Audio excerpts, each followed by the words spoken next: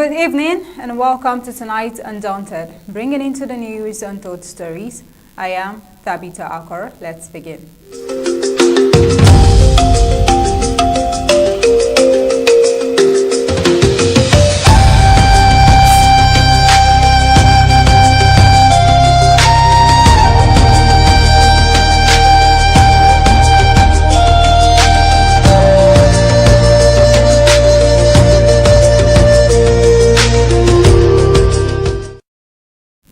Tonight, for many ordinary civilians in southern Cameroon's Ambazonia, the war is no longer measured only by the sound of gunfire or the number of attacks. It is increasingly defined by fear, unanswered questions, and the quiet tragedies unfolding behind closed doors. This week, a decomposing body was spilled from a swamp in Kumba, adding to a growing number of unexplained deaths that continue to haunt communities across Ambazonia. For many families, the painful reality is that loved ones go missing, only to be found days or even weeks later under disturbing circumstances, while countless others are never found at all. At the same time, another family has been torn apart after a woman and mother of 4 was allegedly beaten to death by her partner in Bafang. Investigators say the suspect attempted to disguise the killing as a case of poisoning before an autopsy exposed what had allegedly happened. Together, all these incidents reflect a broader reality. Years of war have weakened security, strained institutions, and left many communities vulnerable not only to violence linked to the war, but also to rising criminality, domestic abuse, and unresolved death. For ordinary civilians, safety has become increasingly uncertain, whether on the streets or even within their own homes. So what exactly happened in these cases? And what do they really reveal about the worsening security situation in Ambazonia? Well, all these stories behind this development would explore tonight. But before then, let's head to the prime headlines.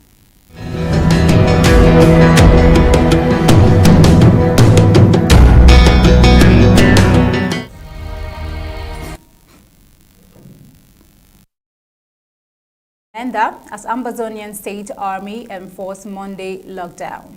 Man arrested in Bafang after allegedly beating partner to death, staging poisoning scene. Also tonight, decomposing body recovered from Kumba swamp as unexplained death mount in southern Cameroons. Also tonight, anti-drug protests spread across southern Cameroons as women demand rehabilitation centers. French Cameroon begins preparations for Archbishop of Canterbury's historic visit. And an African scene this week, Senegal's President Faye elected ECOWAS chairman amid regional security and political challenges and on news across the globe. President Trump says Netanyahu will not face arrest in U.S. despite ICC warrant. Now let's head on to the full briefings of Undaunted tonight.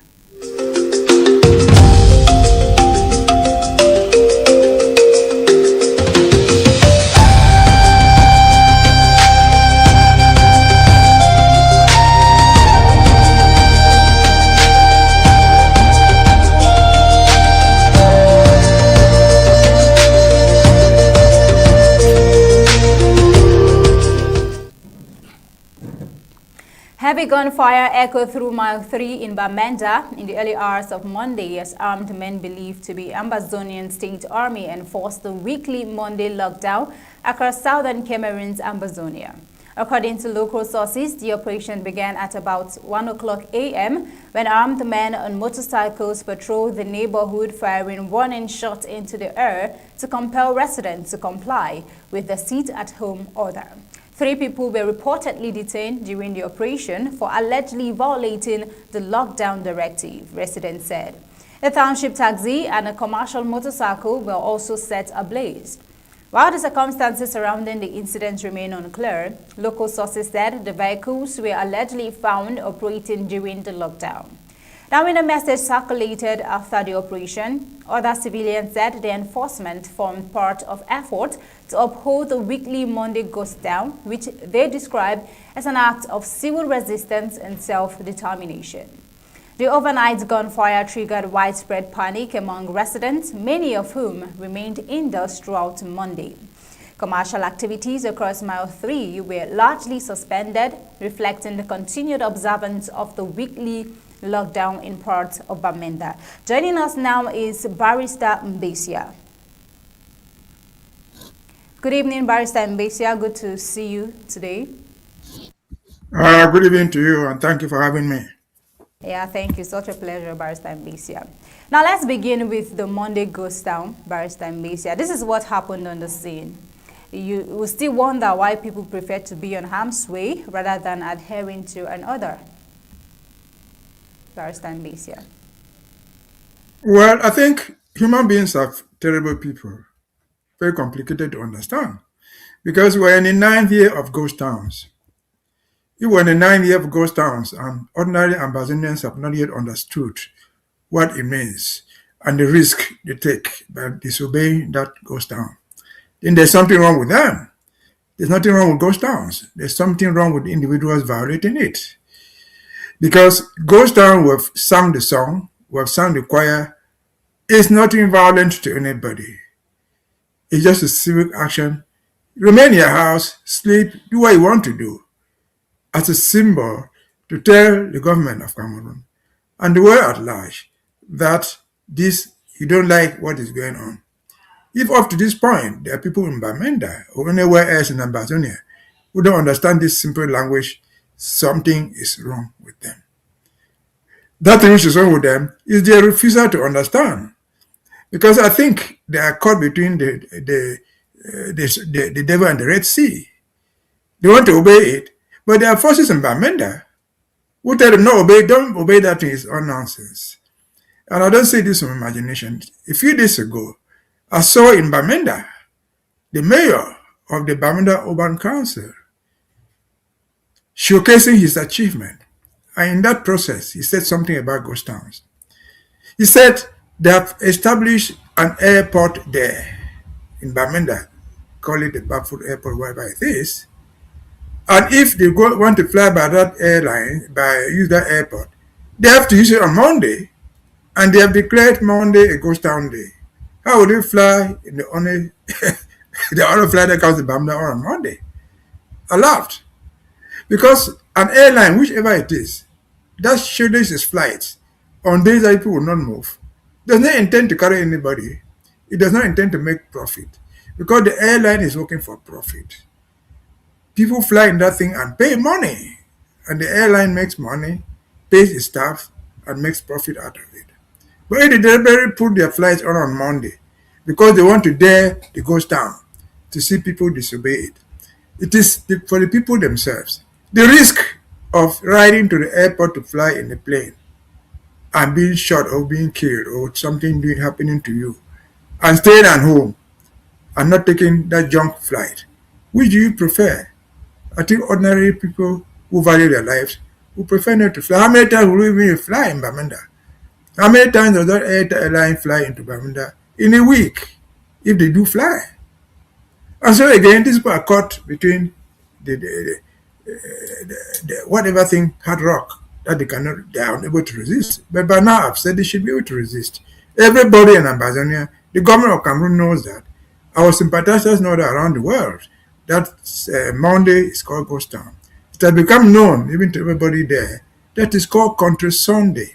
Sunday is the day ordained in the Bible, according to God, to stay home and rest.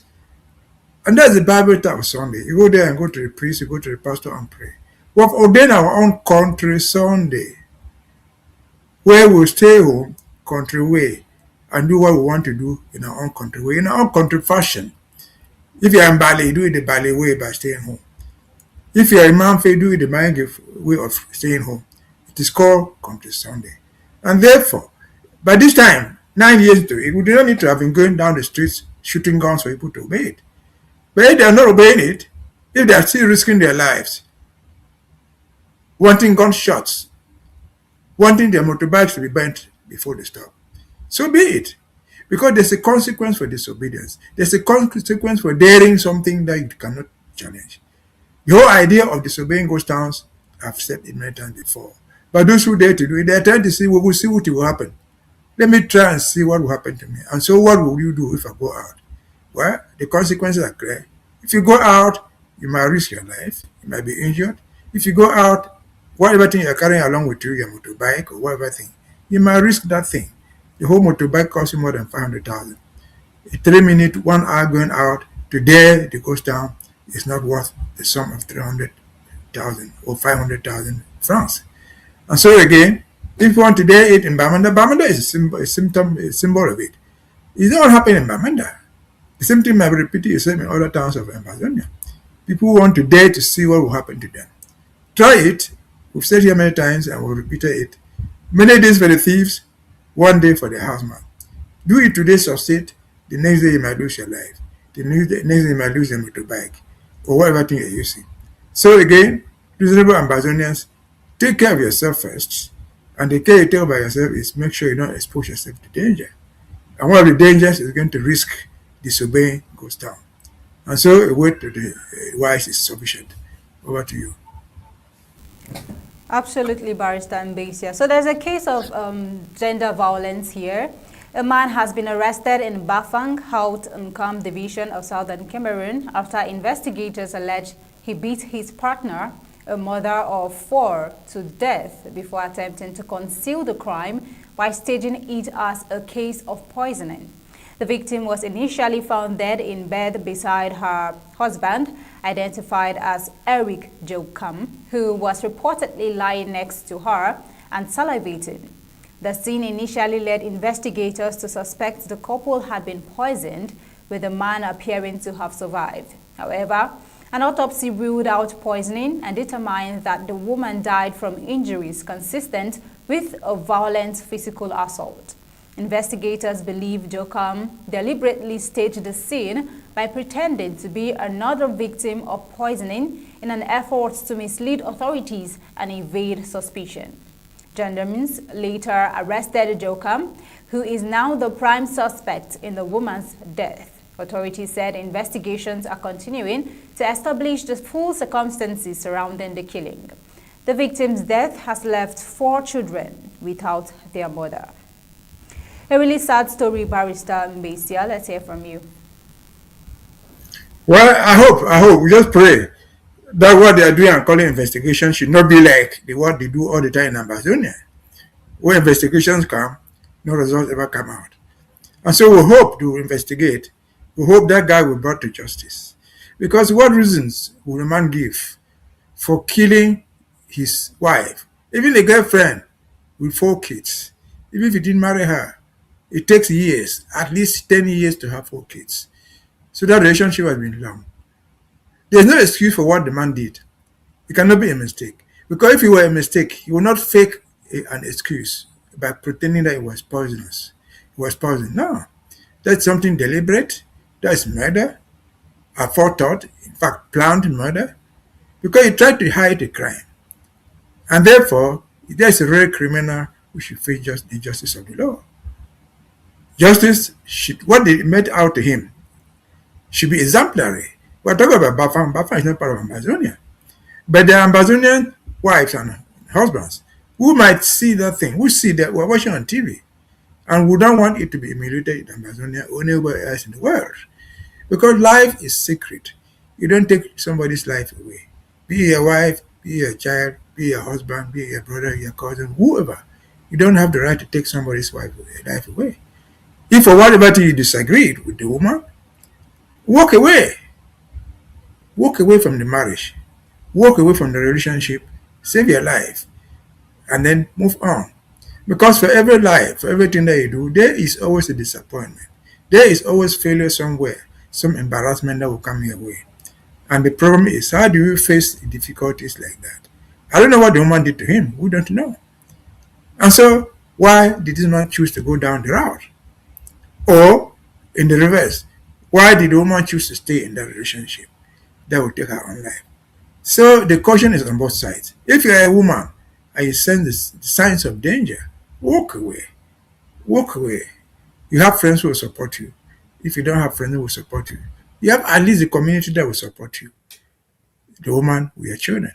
And so, just assuming that the woman realized the signs coming, she would have walked away. And of course, the man in whose bed they lay, and then the woman died, and he faked it out. Why did you go there? I see the picture. If that's the guy, he's still a young man. If he didn't work with this woman, he could get another wife and live your life.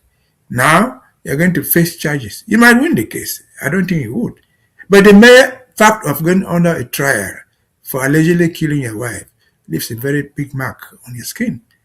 No woman, no reasonable woman down the road wants to marry you because no reasonable woman wants to put her life in danger.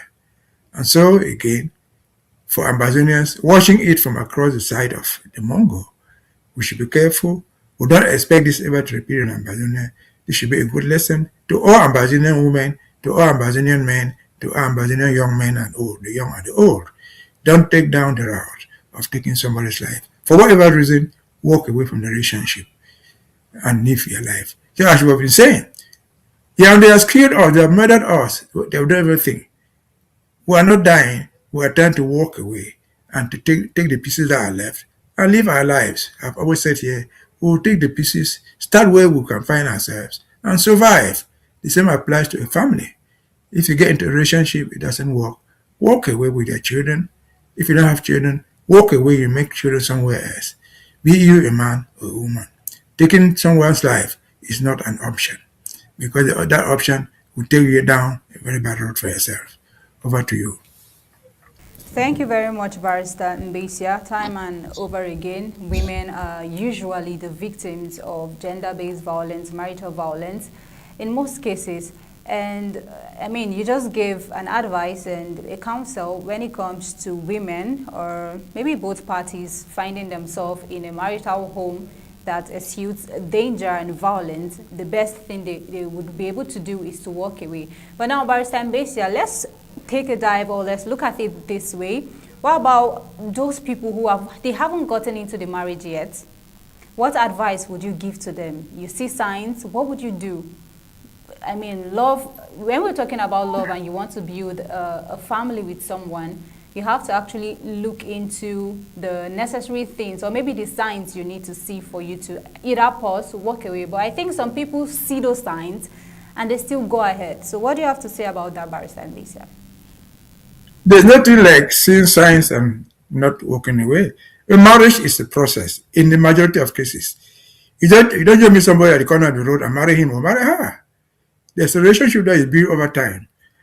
But no matter how long you've taken, I personally, I've been married for more than 50 years. That does not mean that we cannot have problems. If you are married or you want to be married, good, observe, because we don't know. People change. Human character changes for different reasons.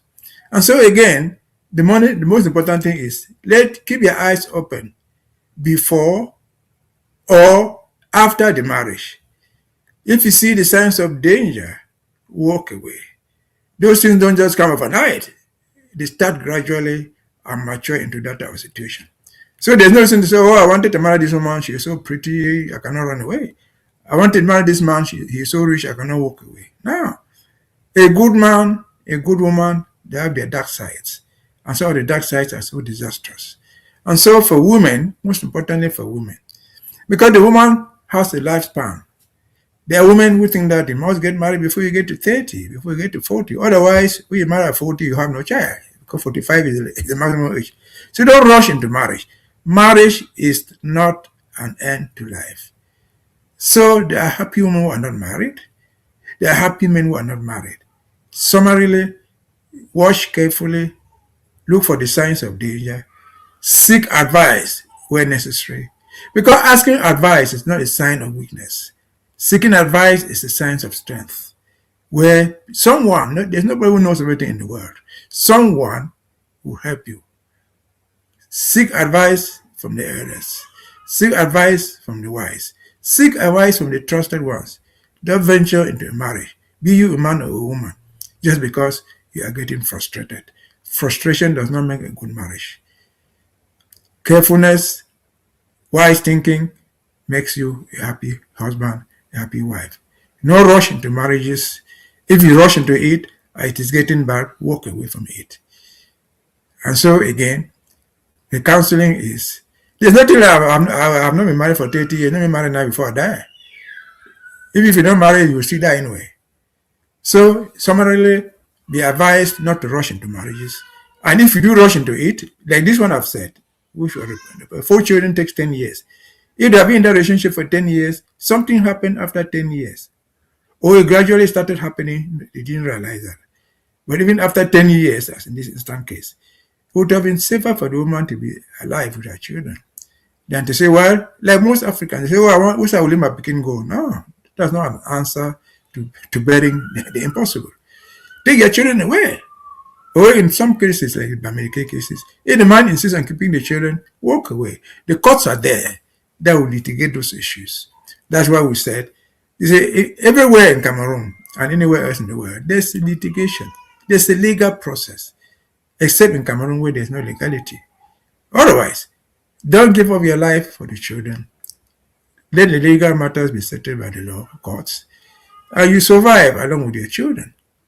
I survive along without a wife, or you survive along without a husband.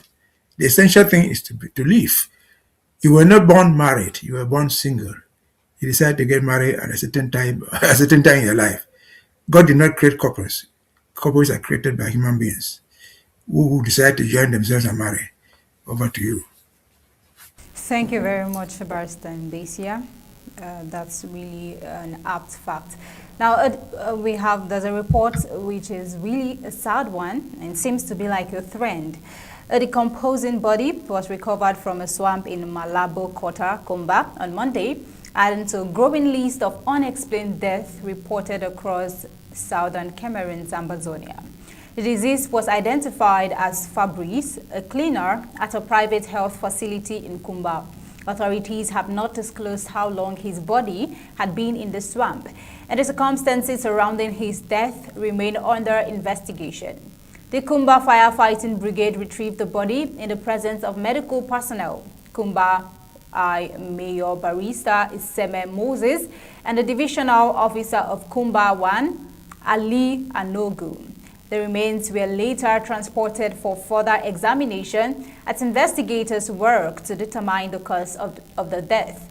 The latest discovery comes amid persistent insecurity across southern Cameroon's Ambazonia, where decomposing bodies have increasingly been found in swamps, rivers, bushes, abandoned buildings, and along isolated roads. Many of the cases remain unresolved, leaving families searching for missing relatives with little information from investigators. The protracted war has continued to erode security across Ambazonia, exposing civilians to killings, kidnappings, and forced disappearances and other forms of violence. The volatile security environment has also made it more difficult for authorities to investigate suspicious deaths, particularly in remote communities. Rights groups and local residents have repeatedly raised concerns over the increasing number of unexplained bodies recovered across the Ambazonia, warning that the trend reflects a deepening humanitarian and security crisis. Authorities have not established whether Fabrice's death is connected to the ongoing war or resulted from other circumstances. Well, investigations are continuing. Barrister Mbeshia, another decomposing body has been recovered in Kumba. Last week, we reported same, that of Eric Nkumbu. I mean, it's gradually becoming a trend everywhere you go to, and it's really disheartening. It's really disheartening, and we'll just ask, are there even laws that ensure that the victims receive justice? Are there proper investigations? Well, on paper at least, there's supposed to be provision for holding those people accountable. Because the story is clear. The man was found in a swamp. So somebody killed and dumped him there. It's not a flowing river where you say he was drowned. He didn't drown. Somebody killed the person and dumped him in the swamp. He didn't go himself into the swamp and die there. And so the investigators, if there are any, should be focused on who killed the person. Kumba is a big city, but it's not impossible to investigate crime there. They just carry away the body. They didn't take anybody's signs, anything from the body, like the DNA, to see if they can trace the killer. I guess they didn't do anything. We're not told that there were bullet shots on the body. We don't yet know. If there were bullet shots on the body, we will know that somebody shot him. But we don't know whether somebody clapped him on the head and just threw him there. But certainly someone killed him. No reasonable man walks into the swamp to go and drown in the swamp. And so, is it because of the war? I think so. Because we have said many times before, the war has brought in generalized unaccountable deaths in Ambazonia. We are analyzing Kumba today. A few days ago we were in Bamenda. The other days we were in Mount Faye. Just because of the war. Before 2016, we didn't have these sort of things occurring in Ambazonia. And so we can assume that it is due to the prevailing situation, the war situation, where everybody can do what they like. They are sure nobody will be held accountable. Even the private people who just killed that guy for private settling scores with him privately, the perpetrators know that they walk away because nobody is prepared to investigate. If they investigate, nobody will punish anybody. And so just might be, it is because of the war. Because it is not just happening in Kumba. If the war in Kumba is not because of the war, why are there so many that have occurred in Bamenda? Was Bamenda created to be having corpses littering all the streets everywhere? No, it's because of the war. And so until we return to normalcy, then normalcy will resume in all investigations. Now what they are doing, even calling in investigation, are makeshift investigations. Oh, don't say no, we'll go bury them. They turn over to another thing. In a regular situation, the investigation will take time. They'll go around and interview people, interview the neighbors, and find out where the man was. Where did he go out in the evening or in the morning? They will be able to trace out something about him. But in a situation of war where we are they going to go there? No. They will take that guy and go away and bury him. They sit in the offices, call the wife or the brother or the friends, they come and tell what they know. And that will be the end of it. That's not sufficient investigation for somebody being found dead. Investigation must be more than that. It can only be more than that when there is normalcy in the society. And normalcy will not return to Kumba, will not return to Bamenda, will not return to anywhere in Ambazonia until this war is over, until we return to a normal society where people do things normally, including investigations, where people do things normally, including judgment, holding people accountable, where people do things normally, including when they are found guilty and sent to go and serve their jail terms. There is no normalcy there, and will only come when the war ends. The war will not end by itself. The war will end when the parties sit down and discuss the root causes of the problem, agree or disagree from there. And we are ever ready to sit down. Let us take the advice of the Pope. War, shooting guns will not end the war. Shooting guns will not bring normalcy. Shooting guns will not bring peace. Shooting guns will not bring justice to the population. Calm down and people to Cameroon. Let us address the root causes of these things. And then, hopefully, if this things happen again in Kumba, we can be able to investigate. If it happens in Bamenda or anywhere else in Ambazonia, we guarantee you, whereas we might not investigate in your own country, we would investigate in Amazonia. We will do our best to be sure people are held accountable, to be sure those things don't repeat themselves in future. Over to you. Thank you very much, Barrister Mbeshia. Now, there's a report on drug abuse. Women in Potutu on Monday joined the growing wave of anti-drug protests across southern Cameroon's Ambazonia, intensifying calls for stronger action against drug abuse, while urging authorities to establish rehabilitation centers for people battling addiction. The demonstrators marched through the community, warning that the increasing use of hard drugs among young people is fueling crime, violence, indiscipline, and the erosion of social values. During the protest, the women dismantled makeshift structures they alleged were being used as drug dens, accusing dealers of exploiting vulnerable youth and worsening the substance abuse crisis in the community. The demonstration is the latest in a series of anti-drug protests that have spread across several communities in southern Cameroon's Ambazonia in recent months. Women's groups have repeatedly taken to the streets to demand urgent intervention, describing drug abuse as both a public health emergency and a growing security threat. The sustained campaign reflects mounting concern among residents who say addiction is claiming an increasing number of young people and contributing to rising cases of violence and other social problems.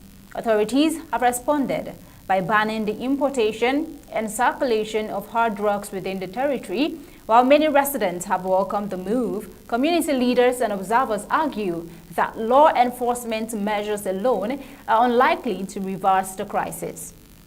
Analysts say the persistency of the protests highlights a critical gap in the response to drug abuse. They argue that while disrupting the supply of illicit drugs is necessary, equal attention must be given to treatment and recovery for those already addicted. They say the establishment of rehabilitation centers, expanded access to counseling and mental health services, and sustained public awareness campaigns are essential to reducing drug dependence and preventing more young people from falling victim to addiction. Without such interventions, they warn, the anti-drug demonstrations are unlikely to produce lasting change. Barrister Mbeshia, do you agree? From Mehmet to Mamfe to Kumbo and now Wotutu, women continue to be at the center advocating and protesting over the rise of drug abuse. Now, do you agree to these assertions from people, presidents speaking about that this is just not the end, there's so much we can do to ensure this comes to an end? Well, I do agree. If I thought I'm the one agreeing, because I've sung that song here many times before. But if we analyze the thing, it's a drug dealing with drugs is something, it's a crime. It's supposed to operate privately. But based on this reporting you see here, these guys are so bold, they are doing it in the middle of town. Every woman in that place knows where they are. They know the corner where they are doing the thing. And you ask yourself the question, where are the security officers in town? That these poor mothers are the ones going on foot, when they know the place where the thing is going on. Have the police, the gendarmes and so on gone there? If they told the police that they were Amber boys there, they will be the first people there to shoot everybody and kill. But once they hear that it's on the dog, nobody is going there to do anything. As I've said, and I believe strongly, it is how the society has been turned. Ambazonia has become a lawless society, abandoned to survive or die on its own. Otherwise, how do you account for the fact that there are drug havens in the middle of the city? In a village where there are 10 houses, they know every house, they are there. And there are gendarmes and bees everywhere in place. They are not the one catching those guys. They are mothers who are tired of what to do, frustrated what they cannot do. They do what they can, carrying leaves and so on, and marching in the street. Would this end the thing? It would not, I've said many times. You can drive a few of those guys to escape from that spot to another spot. You can take a few of them out of it for a while, but will not take it out. Because they are now not just demonstrating, they're asking for rehabilitation centers, which is what the government is supposed to do. And I think saying it yesterday, when this thing came up partially, that in the West Cameroon government of 1961 to 65, the West Cameroon government, which is today Ambazonia, had created the Barr Institute in Boya. To handle it was the main rehabilitation center then in the whole West Cameroon. So the drug guys found, for example, in Canterbury, whom they were brought there. So imagine that West Cameroon has survived 60 years into it. We would not have had another rehabilitation center similar to the one, the Barr Institute in Boya, somewhere in Bamenda, somewhere in Mamfe. We would have multiplied those numbers to take care of this type of children. But curiously, when they have abandoned those things, they sought to make it their DDR centers, took the guys there, they could not even feed them. The boys were starving, and they left and escaped. And so we're dealing with drugs. Drug thing, I've said many times, did not start with Africa. It did not start with Cameroon. It existed everywhere in the world. But all around all countries in the world, there's provision to rehabilitate the people. We live in the United States, for example. They take it to rehabilitation. Even if you go to jail, they take you from there and do counseling. When you finish your jail term, this is how you live in the society. You have to be drug-free. That's the responsibility of government, which responsibility the government of Cameroon has abandoned, especially for Ambazonia. I would just say for Ambazonia. Because right now, in the past few months, we see only the women of Ambazonia in everywhere in the villages coming out to cry drugs, drugs, drugs. They're not doing the same thing in the upper part of the country. And therefore, let us assume that they don't have it there. But it has taken over our streets, with the government sitting in Yaoundé claiming that they represent us, with the professor sitting in those communities claiming to be the chef d'etat, with the authority presidential decree from Yaoundé appointing them to do nothing but to stay there and extort money. Let me just give an example of what I saw. A few days ago, I saw somewhere in Kribi. Kribi is a small town, but it is quite an important town. The people of that town, in the council, they decide to name their streets, which is what the city is supposed to do. And a certain guy called himself the prefect. Guy said, you cannot name the streets without my authority, because I'm the prefect appointed by the president. If the president must oversee the naming of streets everywhere in Cameroon, where shall we go? If the president cannot decree, which he ought to, because everything is by decree, the creation of rehabilitation centers that would rehabilitate our children, what else do we have left to hope in this thing called Yaoundé? For those of us who still postulate and think that we can have a federation, we can live with them. No, we have given up too much. We have sacrificed more than enough. Enough is enough. We shall come back and rehabilitate our children, repair those that we can, and rebuild the centers that we need.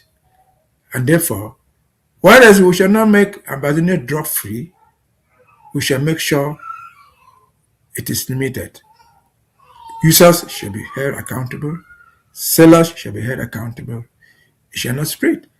Those drugs are not made in Kumba. They are not made in Bamenda. They are bought from somewhere and transported there through security control points all along the road. Disorder has taken over order.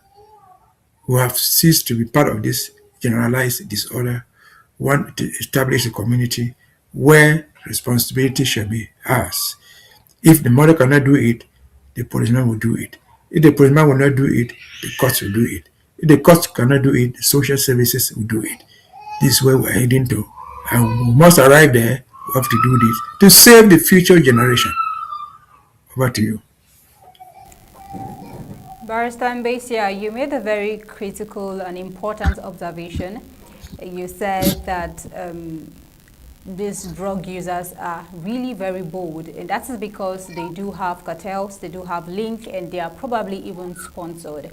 Now, there's a saying that says youth are the leaders of tomorrow. So does this mean let's keep them into drug abuse, let's get them addicted, let's make them go into crimes, so they'll not be able to see more reasons to fight for the struggle, they'll not be able to see more reasons to struggle for self-determination, since we just keep them busy with drugs, busy without thinking about education, thinking about revolting and demanding the future they want for themselves, their generation. Do you believe that this might be, or this probably is a coordinated action? Well, I think it is possible, because if we look at the context that we call it Cameroon, what I'm saying that they should provide is supposed to be provided by the government. But look at what you call government in Cameroon. Because those are the authorities you are referring to. What is government? It's a government of people average age 80 years old, who should naturally be on retirement. You retire, we want the next generation to come and take over. If at 80, at 90, you're not willing to accept that a younger child can take over, and the only tool you have, if these guys are not doing drugs, if they came out just to say, well, we don't like what is going on, you kill them, you arrest them, you dump them in jail. How do you expect these children of tomorrow to replace you when you die, even though you will not die, because they don't believe in death? That's why I think over one of these networks we talked here, we looked at the death of President Paul Biya if he dies at 95 as big news, because many people think he will not die. At 93, 94, he will not die. his children will not take over from him. And so it is possible that the political machination behind it is to make sure that they silence the youth in general terms, and most importantly in the case of Ambazonia. Because our fighters, the Ambazonian restoration fighters, the ASAs, they are young. I'm not sure that there's anybody of my age there. They are young boys. I that these are the ones who are facing the challenges, who are taking the bullets. It will sound reasonable for them to think for the administration. For Tira, that can be a reasonable weapon to disarm the youth from resisting the occupation. And so that is highly possible, though they will deny it, but that is a possible interpretation. They don't want the youth to go anywhere because there's no place for the youth anywhere. I saw somewhere again, somebody was in Boya or Bamenda, a youth who had gone to school, had gone to university. He had made an MA, a master's degree. What was this guy doing? He was digging sand. He was digging sand in the Cartier. So he asked, what is the value of his own MA? Again, he did it and did it and did it. If you take it again back to the GCA board, this is the GCA board. The runners of the GCA board. The minister in charge is about 70, 80 years old. The chairman of the board is about 70, 80 years old. They have gone through, they have lived their lives. The minister studied in London. The chairman studied in Canada. And then they are now presiding over a board that will give certificates to their own grandchildren, whose certificates will not be valued anywhere. Because this old generation of people running that thing, they don't have a vision for the youth. They have a vision for their own. Because they have the money. They can establish their own siblings where they want. They can send them abroad, and they do. To Britain, to Canada, to China, where they themselves study. Whereas yours and mine will perish in the Cartier. They will go to Boya, they will go to Bamenda, wherever, make some MAs that have no worth. They will find no job, they will return to digging sand with the hammer, with the shovel. And so there's so much to analyze in terms of the failures of Yaoundé, which is why we're running away from it, and we'll continue to run until our legs break on the way. Those of us who will survive would establish ourselves better than what we have lived for the past 60 years. Enough is enough, we said. There's no turning back. Over to you. And Cameroon has begun preparations for the official visit of the Archbishop of Canterbury and spiritual leader of the Anglican Communion, the Right Honorable Sarah Mulali, who is scheduled to visit the country from July 31st to August 4th. Minister of External Relations Legion Mbella on Monday chaired a high-level preparatory meeting in Yaoundé with a British delegation to finalize arrangements for the visit, which is expected to strengthen ties between French Cameroon and the Anglican Communion. The meeting brought together Minister Delegate in charge of cooperation with the Commonwealth Felix Mbayu, the Acting Secretary General of the Ministry of External Relations, the High Commissioner of Cameroon to the United Kingdom, senior ministry officials, and representatives of relevant government institutions. The visit will mark the first official trip to Cameroon by Archbishop Mulali, the first woman to serve as the spiritual leader of the Anglican Communion. It is expected to include engagement with government officials, Anglican faithful, and religious leaders. The visit comes just a month after Pope Leo XIV's apostolic journey to French Cameroon from April 15th to 18th, during which he visited 3 cities and delivered messages promoting peace and national cohesion. Home to a sizable Anglican community with historical links to the Church of England, Cameroon remains an important part of the global Anglican Communion, whose member churches span more than 165 countries. The upcoming visit is expected to reinforce religious, diplomatic, and Commonwealth ties while highlighting the country's diverse Christian heritage. Barrister Mbeshia, now, there are several aspects I would like you to talk about and to touch about. Is there a connection, because this is talking about British and all, is there a connection between Southern Cameroon and British and her visit? And then just a few months back, Pope Leo visited Cameroon. He called for peace, he called for dialogue. And well, there seems to be a strategic period for the church and Cameroon at this critical time, because the Pope was here earlier and now Archbishop is planning to visit. So what should the people expect? Well, I don't know what they can expect from the Anglican bishop. The Anglican Archbishop is the leader of the Anglican Church. I don't know how many Anglican churches are even in the whole of Cameroon, talk less of Ambazonia. What I know is the leader of the Anglican Church in Cameroon is an Ambazonia, a Lango somebody. But the whole Anglican community in the whole of Cameroon is just about 5,000 people. 5,000 is not even filling 1/3 of a cathedral in terms of a Catholic Church. The Anglican Church, with their leadership, they are purely spiritual. You don't expect anything, I don't expect anything from them to solve our problems. Whereas, compare the Anglican Church to the Pope who came down. The Pope is the leader of the Catholic Church. The Catholic Church is more than religion. The Catholic Church is more than faith. Because if you come to Cameroon, you're going to see Catholic institutions that affect your life. You're going to see Catholic schools where the children or the lay people go there and pay. You're going to see Catholic hospitals where the sick go to treat themselves. You're going to see a lot of Catholic-based institutions that influence you and me, even though we might not be Catholics.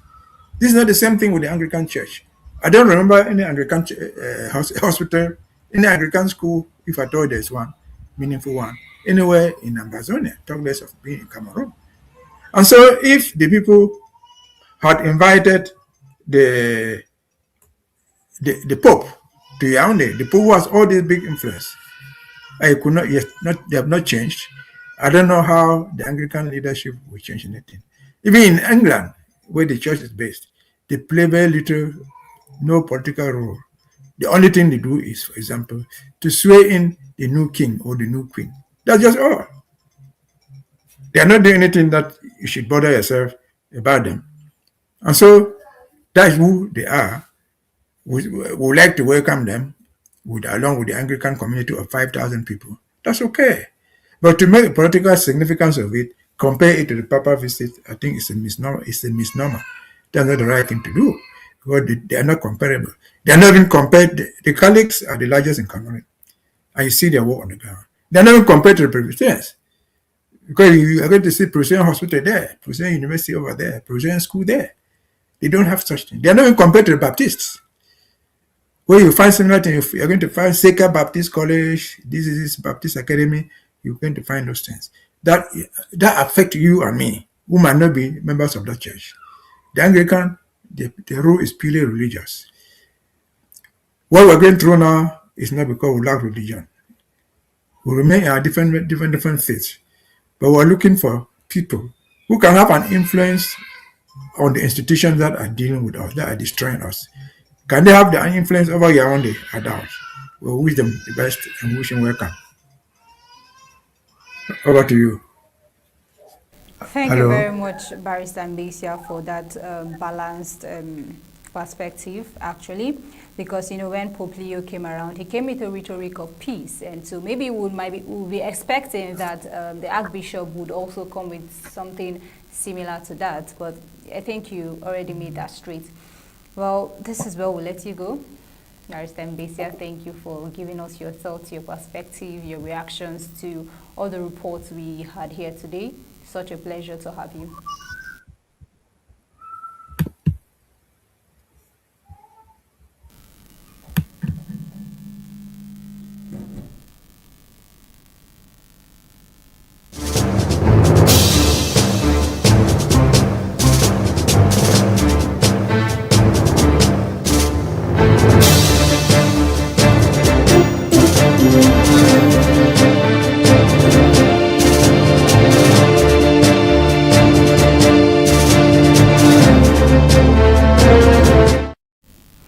6 officials of Ivory Coast main opposition party have been released after spending 9 months in detention, marking the latest in a series of releases linked to the country's disputed 2025 presidential election.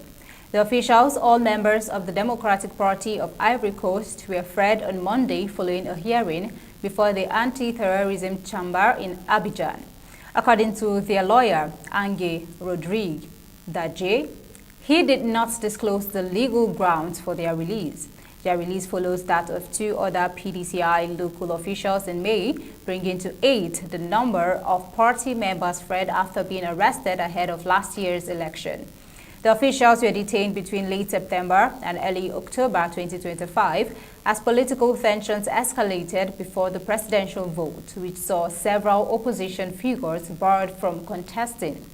Among those excluded from the race were PDCI leader Tidjane Taim and former President Laurent Gbagbo, both disqualified by court rulings. The election period was marked by widespread unrest, with dozens of opposition activists and senior politicians arrested as authorities moved to suppress protests. Hundreds of civilians accused of participating in banned demonstrations were later convicted, while about 10 people were killed during the election campaign. Incumbent President Alassane Ouattara secured a fourth term in office, winning nearly 90% of the vote. The government has consistently denied allegations that the arrest of opposition members were politically motivated, maintaining that those detained were prosecuted in accordance with the law.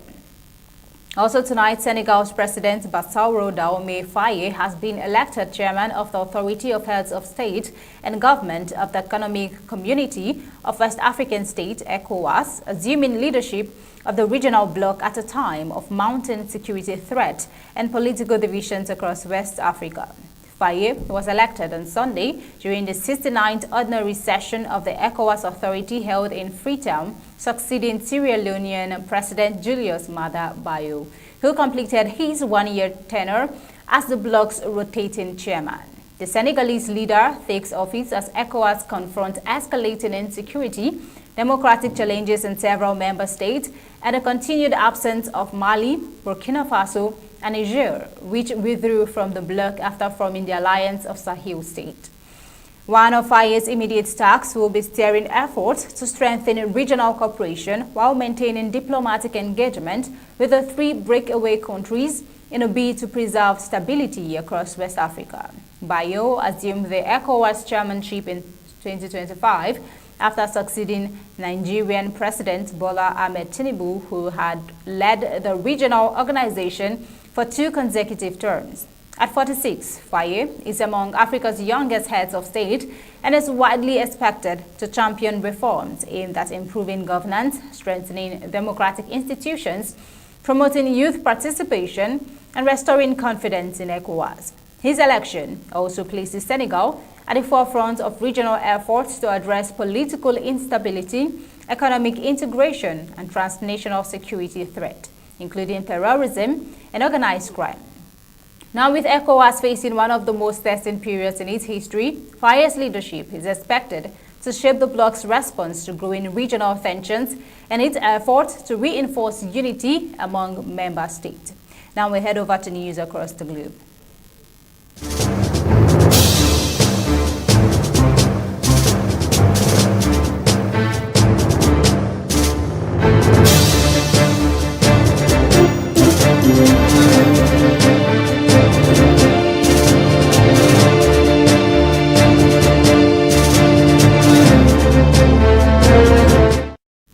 United States President Donald Trump has declared that Israeli Prime Minister Benjamin Netanyahu will not be arrested during any visit to the United States, dismissing speculation sparked by comment from New York City Mayor Zoran Mamdani over the enforcement of an International Criminal Court warrant. Now, President Trump's remarks came as Mamdani said that New York City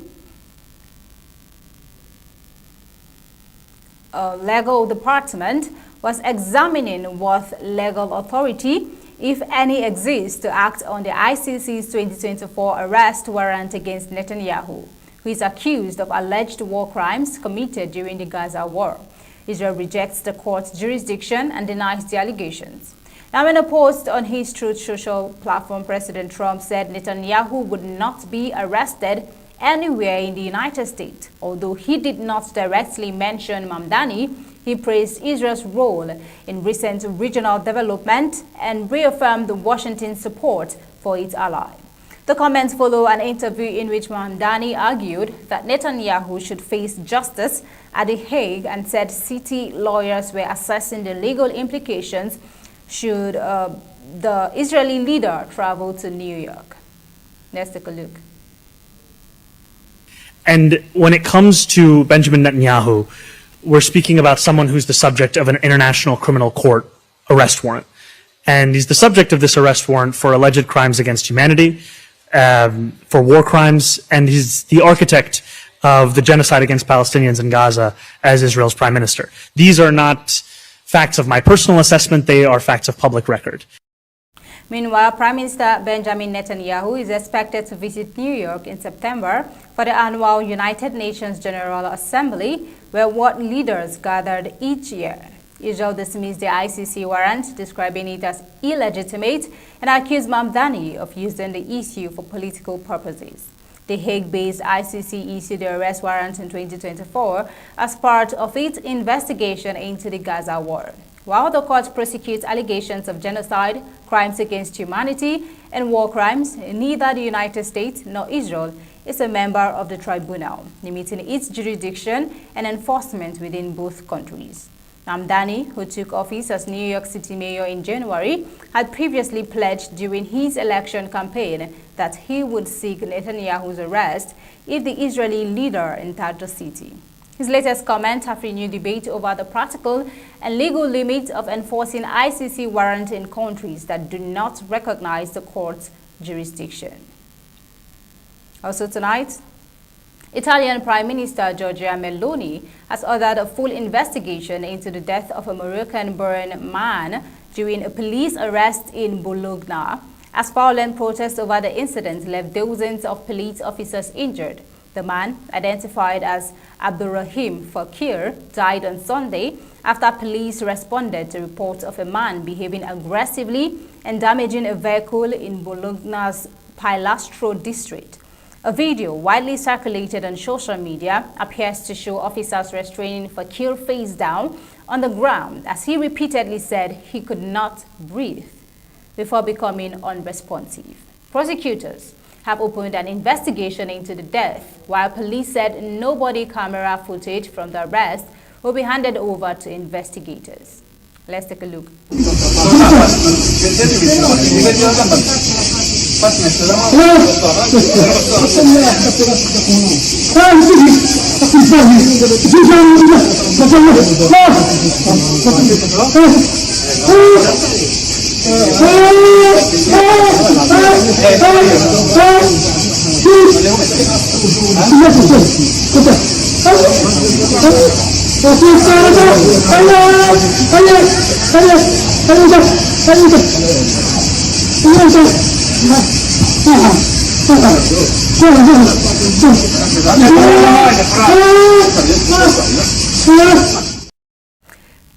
Such a sad one. The incident sparked demonstrations in central Bologna later on Sunday. The protest escalated into clashes after some demonstrators hurled bottles, chairs, and firecrackers at police. Authorities said 56 police officers were injured during the unrest, forcing security forces to deploy tear gas and water cannons to disperse the crowds. Meloni said authorities must establish the facts through a thorough and impartial investigation, while condemning the violence that followed the man's death. She also accused those involved in the clashes of exploiting the incident to fuel disorder and confrontation. And that is all on Undaunted tonight, bringing into the news untold stories. But before we go, a recap of our prime headlines.